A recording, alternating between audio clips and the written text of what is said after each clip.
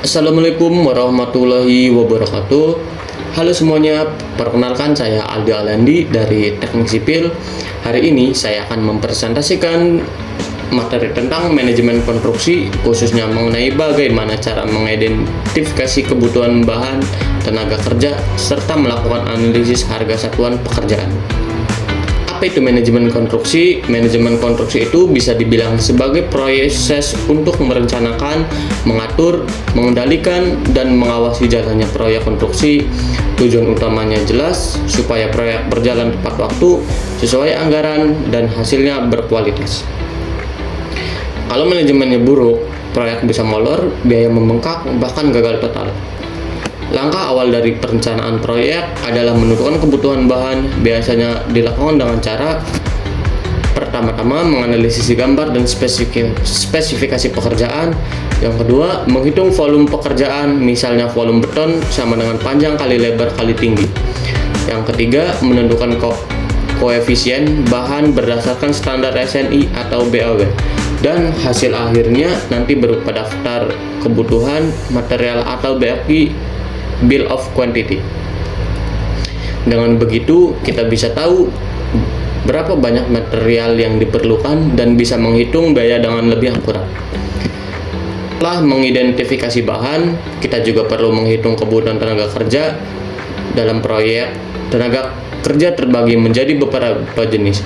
Yang pertama itu ada pekerja yang melakukan pekerjaan umum, kemudian ada tukang spesialis untuk pekerjaan tertentu sebagai tukang batu atau tukang kayu.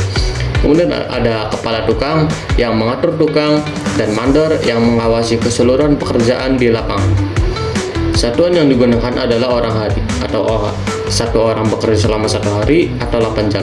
Contohnya, untuk pekerjaan pasangan bata 1 meter persegi dibutuhkan pekerjaan 0,5 OH, tukang 0,3 OH, dan kepala tukang 0,02 OH. Lanjut, kita masuk ke analisis harga satuan pekerjaan atau disingkat AHSP. AHSP ini digunakan untuk menghitung biaya persatuan pekerjaan seperti per meter persegi atau per meter kubik. Rumusnya sederhana, HSP sama dengan biaya bahan ditambah biaya tenaga ditambah biaya alat dibagi volume. Jadi semua komponen biaya digabung lalu dibagi sesuai volume pekerjaan. Hasilnya adalah biaya persatuan pekerjaan. Contoh perhitungannya di sini, contohnya pekerjaan pasangan bata 1 meter persegi. Biaya total sekitar 69.000, biaya tenaga kerja sekitar 88.800. Jadi total HSP-nya 157.800 per meter persegi. Dari sini kita bisa tahu berapa biaya yang dibutuhkan untuk tiap meter persegi pekerjaan bata. Kemudian ada pentingnya AHSP. Kenapa AHSP ini penting? Karena AHSP ini memberikan gambaran biaya real dari pekerjaan, menjadi dasar penyusunan RAB atau rencana anggaran biaya, membantu mengontrol biaya proyek saat pelaksanaan, dan jadi standar evaluasi penawaran kontraktor. Dengan kata lain, AHSP ini seperti fondasi keuangan dalam proyek konstruksi.